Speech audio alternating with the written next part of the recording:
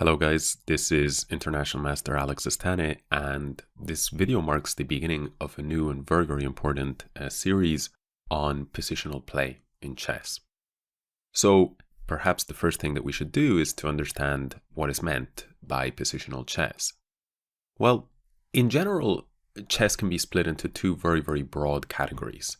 One type of chess is the more dynamic or tactical play. In this type of chess, variations are concrete, you rely very heavily on calculation, and the play in a sense takes this kind of nature of, well, I'll go here, he goes there, I go here, and so on and so forth. This is, of course, extremely important, a vital part of chess, but equally vital is developing our positional understanding and our ability to play good, strong positional chess.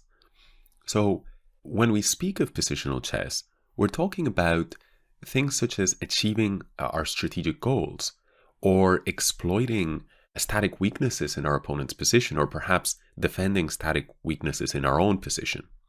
And even just anything, any move that just generally improves our position without there being some concrete tactic or threat or anything along those lines.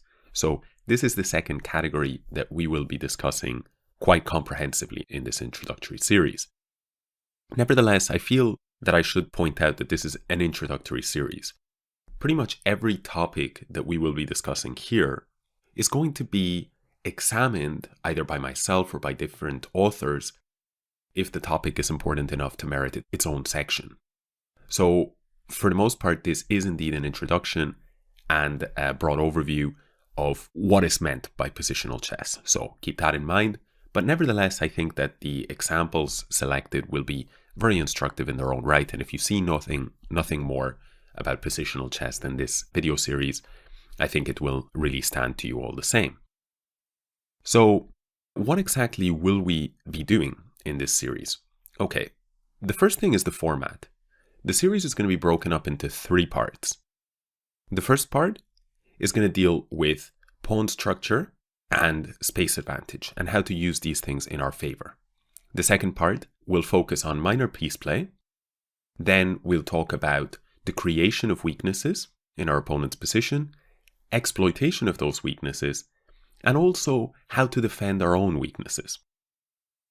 And finally, we will discuss open and semi-open files and how to make best use of them. That'll finish out part 2, and then the final part, part 3, will be a selection of full games from beginning to end that I have handpicked to illustrate various separate positional concepts in each of the games you will be shown. These games will reinforce what we have learned in the first 2 parts of the series. So that is the structure. One more thing is where this material is going to be taken from. A big portion of the games presented will be games by 2 former world champions, both renowned for their mastery of positional chess. The first of these is the great Cuban master, José Raúl Capablanca. The second is the 12th world champion and considered by many to be the greatest positional player of all time, Anatoly Karpov. I've chosen to use examples from their games not because today's masters are any less positionally well versed than the 2 names above. In fact, the current world champion as of this recording is Magnus Carlsen, and he may well go down in history as the player with the deepest positional understanding of all time. However, today's elite chess games are, in my opinion, less instructive for our purposes. The reason for this is that modern grandmasters are extremely knowledgeable when it comes to positional play. Consequently, they anticipate a positional threat so early on that oftentimes it just does not appear on the board. And even when they are positionally outplayed, the type of positional blunders that they make or positional mistakes are much more subtle and nuanced than in games of the past. And consequently, the instructional value of these games is harder to break down and properly digest for our level in this course. So I hope that you will enjoy the selection of games. Certainly, I don't think that we're doing ourselves in any way an injustice or disservice by not selecting more of the modern Grandmaster games. But nevertheless, for those of you who would like to see some modern Grandmaster games, there will also be a few by top Grandmasters of the present day. So It's overall, hopefully, a nice selection. I'm confident it's an instructive selection, and I certainly hope that you enjoy the positions and the full games that we will be examining. So that is it as far as introductions go. Now we will move on to part 1, where we will discuss pawn structure and space. Now, in the introduction, I had said to you that I would explain why we're going to begin with this particular section and not in a different move order, why we don't talk about weaknesses or the control of an open or semi-open file. Well, the reason for this is because I consider pawn structures and space, which, by the way, I think it's fair to say that space is like a dimension of pawn structures, because here, for example, in this position, we see that White has 3 pawns advanced onto the 4th rank. Black has only 1 pawn advanced onto the 4th rank. His central pawns are on the 3rd. And so from the structural disparity between the way that the pawns are arranged for White and for Black, well, we can conclude that White actually has a little bit more space. And for the most part, this way of assessing space holds true. So therefore, we can say that pawn structure and space could be categorized under this umbrella topic of structures. Now, this itself hints at the reason for focusing on structures first and foremost. And that is that, in fact, pretty much every category that we're going to be discussing in this introduction to positional chess will have some kind of relationship with the structure in any position that we're going to be looking at. And we'll see this pattern sort of appearing time and time again. Even, for example, if we're discussing something like the topic of open or semi-open files, well, how does an open file come to be? Because some pawns get exchanged, or a semi-open file. Some pawns get exchanged. Depending on which pawns get exchanged, one side may have, a couple of semi-open files or only one semi-open file. One side may have more semi-open files available to them than the other, etc. So even that topic could be framed under the umbrella topic of structures. Even something like weaknesses, when we examine the presence of a particular square that is weak, and we observe how to target that square. Even this will have to do with the structure, because a square may be more weak in one position than another by virtue of the structure in place. And we will actually see this in this very first position here. But for example, if I were to isolate just the black queen side here, I would notice that this square here on b5 and the square on b6 as well, we see that these two squares are very weak. This would not be the case if the pawn that is on a5 was able to drop back to a7. If the pawn was on a7, then the b6 square would be perfectly safe. So again, we can see that the weakness and anything that White may do to try and take advantage of this weakness is first and foremost the result of a structural change. So what is the point of making all of this clear? Well, the point is that when we speak of positional play, we are really speaking about developing a deep understanding and a deep awareness of the particular structure on the board at any given time. Therefore, it makes sense that the part of this series that is most sort of overtly related to an examination of structures should be covered first. Because everything, if you make enough of an effort, everything can be sort of reduced back down to structures. So first and foremost, we're going to do this section to develop our understanding of structures as much as possible before moving on to part 2, and then afterwards looking at the model games in part 3. So hopefully that has made clear the reasons for the order that we're going to be following. But before we proceed on to this particular position, I recently was reading an interview given by Alexander Belyavsky, who is a multiple-time USSR champion. And in his heyday, he's now, I believe, 63 years of age as of the time of this recording. But in his heyday, he was one of the very strongest players in the world. He's a coach these days, so he knows chess from both sides as a competitor and as a coach. And in this particular interview, he was speaking of Mikhail Botvinnik, who is a player widely renowned for being a great strategist of the game. But what he said of Botvinnik, he said, like all great chess players, he was a brilliant tactician. The chess players of that generation loved to say that they were great strategists, but in actual fact they were above all great tacticians. Because chess, for the most part, is a tactical game. It becomes a strategic game only when pawn chains are formed. When the pieces don't come into contact with each other and a wall is formed between them, you need to think about how to relocate your pieces. But when that pawn wall isn't there, it's about calculation. So, therefore, we can see that general split between tactics and strategy. When we speak of strategy, we're speaking generally of positional chess. And as Mr. Belyavsky put it, chess becomes a strategic game only when pawn chains are formed. And of course, another way of talking about pawn chains is to just generally say, well, what particular structure does white have and what particular structure does black have? So I hope that that made sense.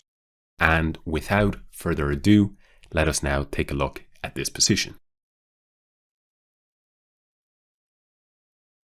So in this particular game, we're going to be seeing how Karpov, with the white pieces, uses the certain weaknesses in the black pawn structure to basically force black's hand into making further concessions. And then we were going to take a look at how Karpov uses the c4 square to his advantage as a very, very nice outpost. Only after creating an isolated pawn on c6 that makes the c4 square a beautiful outpost, and it makes it a beautiful outpost for one piece above the others. So for now, that sounds very cryptic. Let's take a look at what happened.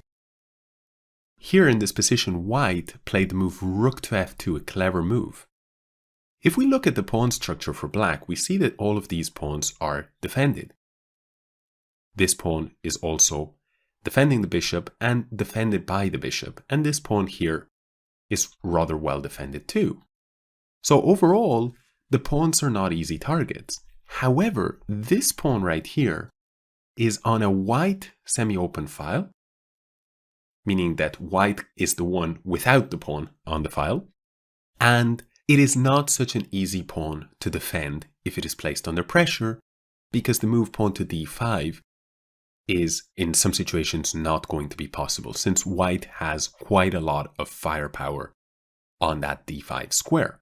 So the idea behind rook f2 is to lift the rook over to d2 and begin to pressure d6. Now, Boris Spassky here plays the move pawn to e5.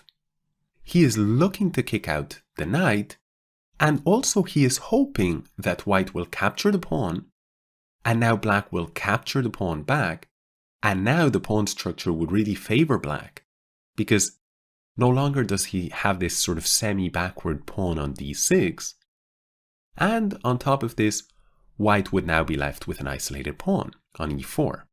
Of course, black is not left with an isolated pawn on e5, because for him, he still has an f-pawn. So therefore, we can see that this would be one pawn island, and this would be a second pawn island. For white, the situation would not be quite as good. This would be one pawn island, a second pawn island by its own, and then the third pawn island. In general, in chess, we want our pawns to stick together, right? So the pawn chain here is broken, and this pawn on e4 is a little bit problematic. Now, Karpov does not allow such a situation to develop, and after e5 instead plays the very clever move knight takes bishop on c6. Now, this forces Spassky to a decision. He can either take back with the pawn, or he can take back with the knight. The problem with taking back with the knight is that all of a sudden this move pawn to e5 resulted in a severe weakening of the d5 square. And this pawn here on d6 is for sure going to remain a backward pawn for a long time to come.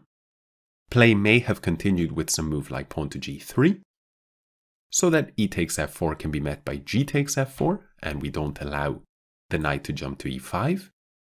And sooner or later, white will continue to press the d6 pawn. He may also use the outpost on d5. He may even use the b5 square as an outpost for his knight. So the prospects are looking very, very good for white here. As a consequence, Spassky played the move pawn takes c6.